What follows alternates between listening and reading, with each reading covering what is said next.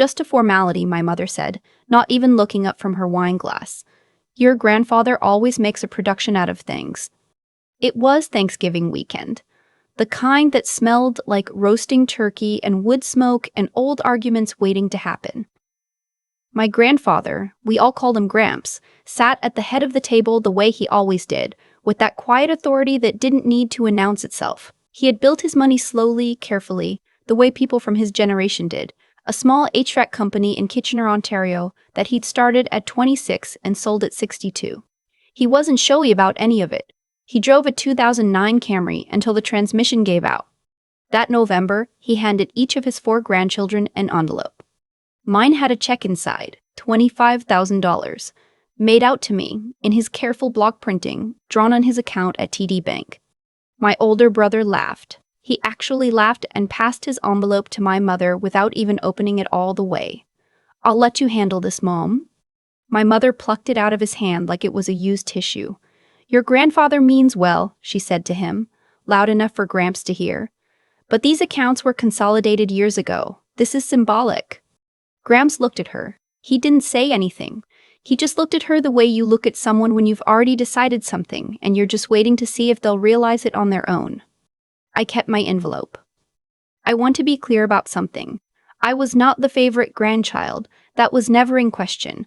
My brother was older, louder, more comfortable in the world my family had built around him. He had a communications degree from Western and a job at my uncle's property management company that everyone called a great opportunity, and that I privately thought of as a place where nothing was expected of him. My younger cousin, on my mother's side, had just gotten engaged to someone with a good family name, and that was treated as an achievement. I was the one who had moved to Winnipeg for a nursing program. I was the one who worked weekends. I was the one who, at family dinners, got the slightly too long pauses before people asked what I was up to. So when my mother said symbolic, I should have just nodded. I should have tucked the envelope in my coat pocket and let it be what she said it was. But I had bills. I had a student line of credit that I was paying down $50 at a time. I had a landlord who had just raised my rent $200 because the market. I had exactly the kind of life where $25,000 was not symbolic. It was a year of breathing room. It was a buffer between me and the specific low-grade panic I had been living with since I graduated. So I kept my envelope. And in January, when I was back in Winnipeg, I deposited the check. The teller at my branch, a woman about my age with reading glasses pushed up on her head, looked at the check, looked at her screen, and then looked at me with an expression I couldn't quite read. "Can you give me just one moment?" she said. She was gone for maybe 4 minutes. When she came back, there was someone with her, a man in a jacket who introduced himself as the branch manager. He shook my hand. He asked if I wanted to step into the office. I remember thinking, is this about me? Did I do something wrong? He slid the check across the desk toward me and pointed at the account number. "This account is active," he said, "fully funded. The check cleared this morning." I sat with that for a second. "My mother told me it was from a closed account," I said. He looked at me carefully. "The account is open, has been, continuously, and he paused, there's a significant balance remaining." He couldn't tell me what the balance was, of course. That wasn't my information.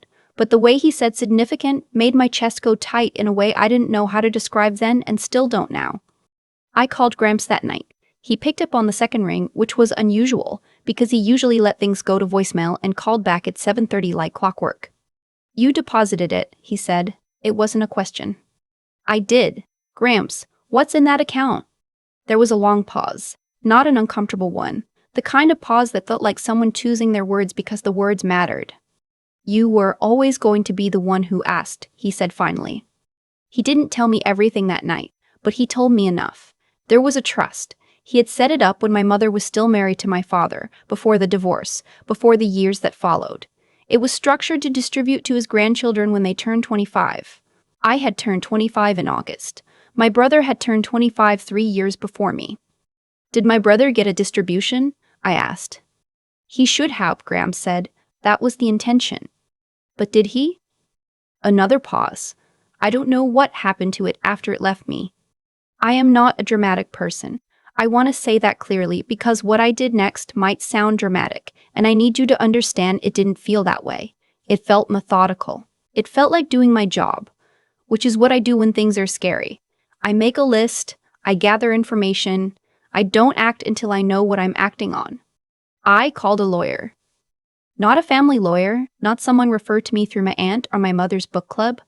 I found an estates and trust lawyer in Winnipeg through the Law Society of Manitoba's referral service. Her name was Adrienne. She was in her 50s, wore no-nonsense blazers, and had a way of taking notes while also watching your face that made me feel like I was being read very accurately. I told her everything. The check, what the bank manager had said, what Gramps had told me, the fact that my brother had turned 25 3 years ago and had, as far as I knew, never received any trust distribution. She asked me to get a copy of the trust document. My grandfather set it up, I said. Would he have a copy? He should, she said, and his solicitor would have the original. Do you know who handled the estate planning? I didn't, but Gramps did. Getting the documents took 6 weeks. Gramps was cooperative, but he was also 81 and not particularly organized, and his estate solicitor was semi-retired and practiced in Cambridge, Ontario, out of an office above a dental clinic. We got there. The trust document was 18 pages. Adrienne walked me through it on a video call on a Tuesday evening in February. I was sitting on my kitchen floor because my apartment doesn't have good Wi-Fi signal at the table, and I didn't want to drop the call. The terms were clear. 3 grandchildren, me, my brother, and my cousin on my father's side, who lives in Halifax, were to receive distributions of $25,000 each from a discretionary family trust upon reaching the age of 25. The trustee was listed as a numbered company. The numbered company, when I looked it up through the Ontario Business Registry, was registered to my mother. My mother was the trustee. She had been the trustee for 11 years. My brother turned 25 in the spring, 3 years ago. There was no record of him receiving any distribution. Neither had my Halifax cousin, who was now 27. I had received mine because Gramps had written the check himself and handed it to me in person, bypassing the trust mechanism entirely. I think he knew something was wrong and didn't want to say it directly. I think he was 81 years old and tired and hoping I would be the one to figure it out. I was. Adrienne filed a request for a formal accounting of the trust. This is a legal mechanism in Ontario. A trustee is required to keep records of all trust transactions and can be compelled to produce them. It's not unusual. It's not aggressive. It's just paperwork. My mother called me 14 hours after the request was served. I almost didn't pick up. I was at the end of a 12-hour shift and I was standing in the parkade at the hospital eating a granola bar because I had forgotten to eat lunch, and I looked at her name on my screen and I thought about what Gramps had said. You were always going to be the one who asked. I picked up. What is this? She said. Not hello, not how are you. Just, what is this? It's a request for a trust accounting, I said. Standard procedure. Adrienne explained it to me. Who is Adrienne? My lawyer. Silence. You hired a lawyer, my mother said. Against your own family. I was so tired. I had been awake for 17 hours. My feet hurt. I had spent part of my shift holding the hand of an elderly man who didn't have anyone else to hold it, and I was thinking about him, still, and about my grandfather who was 81 and drove a Camry until it died, and about the trust he had built for 3 grandchildren who had never received it. I hired a lawyer, I said, to find out where the money went. There is no money. The trust was restructured. Then the accounting will show that. She hung up. The accounting did not show that. What the accounting showed, when it was finally produced after 2 extensions and 1 formal court motion, was a trust that had entered with approximately $410,000 in 1997 and had been systematically reduced over the following decade. The distributions listed were not to the 3 named beneficiaries. They were to a numbered company, a different one, also registered to my mother, described as administrative and management fees. $410,000. Administrative and management fees. Adrienne showed me the documents on the same video call setup, me on the kitchen floor again, her in her office with the good lamp. She went through each line item without editorializing, which I respected, because her face was doing enough editorializing on its own. What does this mean practically? I said. It means the trust was used as a personal account, she said. The beneficiaries were effectively robbed. She used that word, robbed. Lawyers are careful with words. She used that one on purpose. My brother didn't know. I called him after the call with Adrienne, which was a conversation I had been dreading, and it turned out to be one of the strangest conversations I've had in my adult life. He had known there was a trust. He had been told, when he turned 25, that the trust hadn't performed well due to market conditions and that there was nothing to distribute. He had believed it because my mother told him and because he had no reason not to. He had no idea the trust still existed. He had no idea our Halifax cousin was in the same position. He was quiet for a long time when I finished explaining. "How much?" he said. "Each of us should have received $25,000, plus interest and growth over the years it was held, depending on how it was invested. Adrian thinks the actual owed amount per person is probably closer to $40,000. Yeah." He was quiet again. "And then, I bought her a new stove last Christmas. She said hers was broken." I didn't know what to say to that, so I just said, "I know."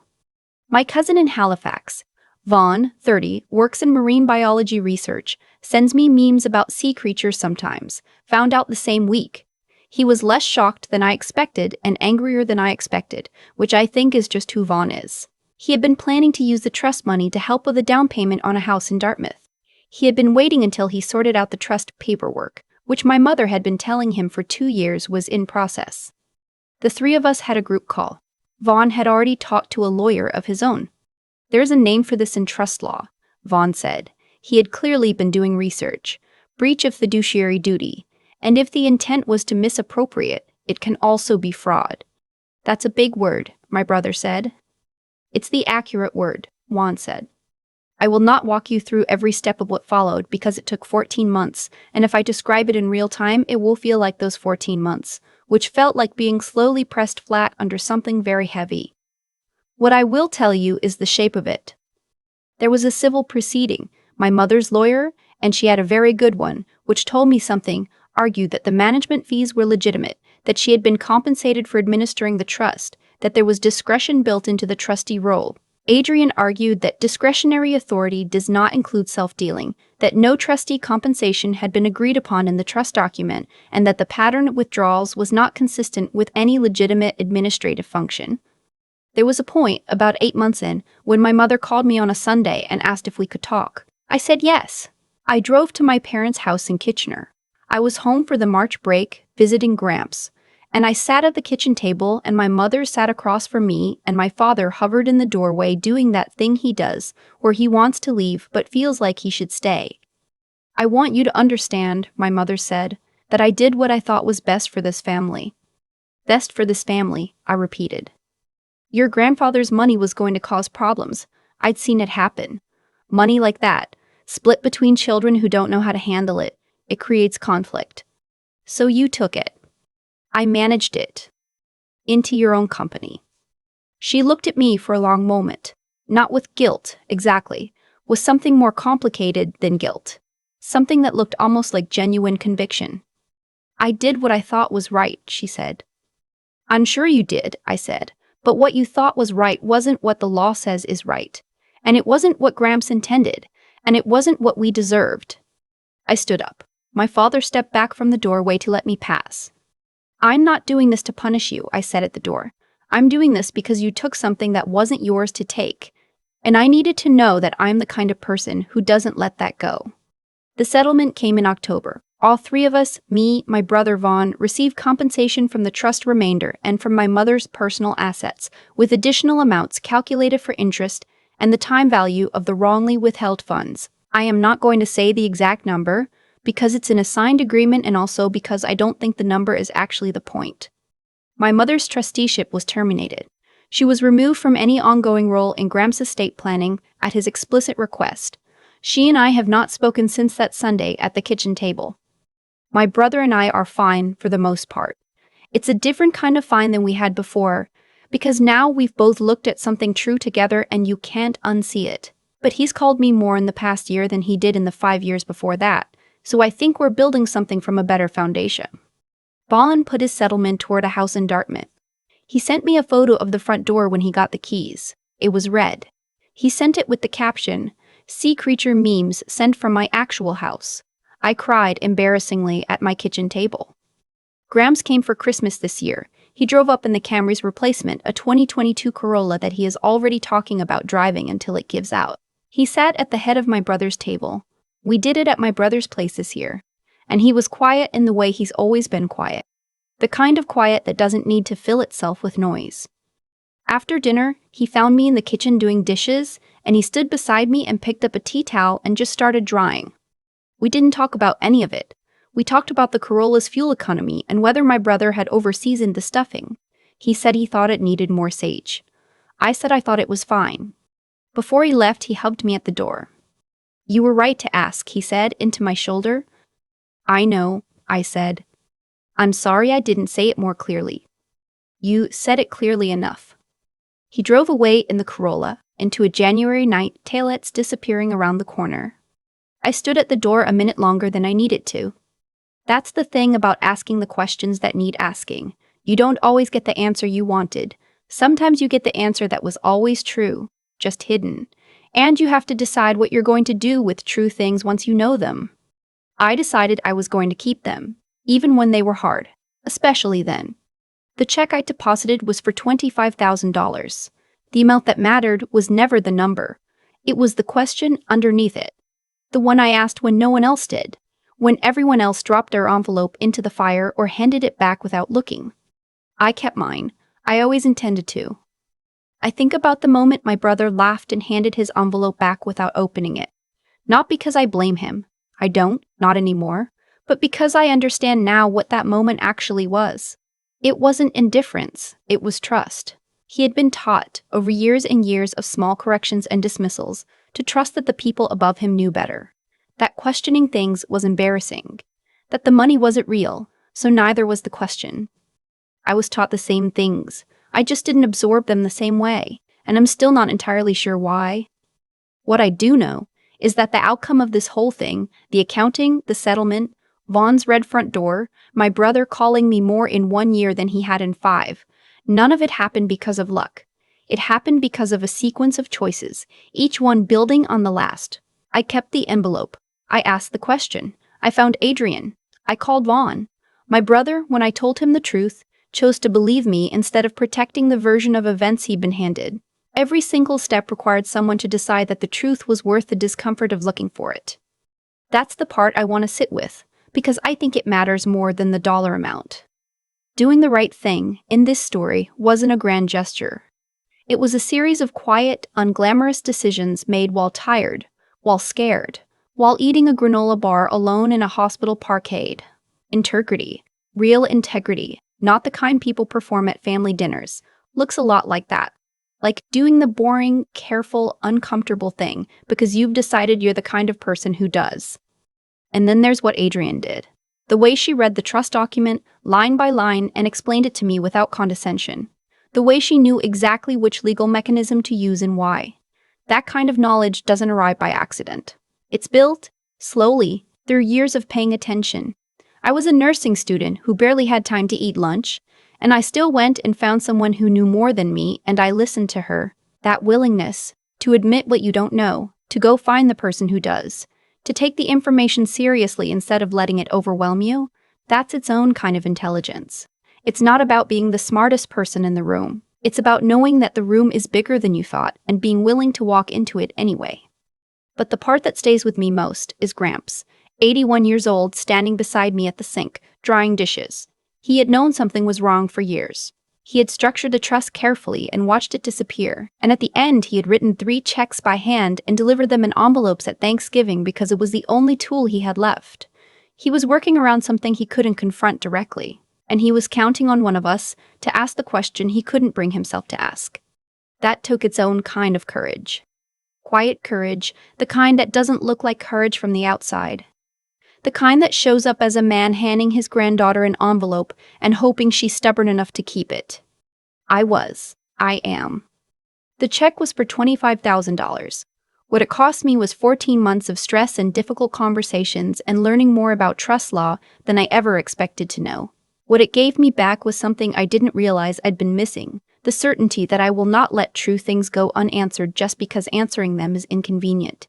That's not a small thing. That might be the most important thing I own.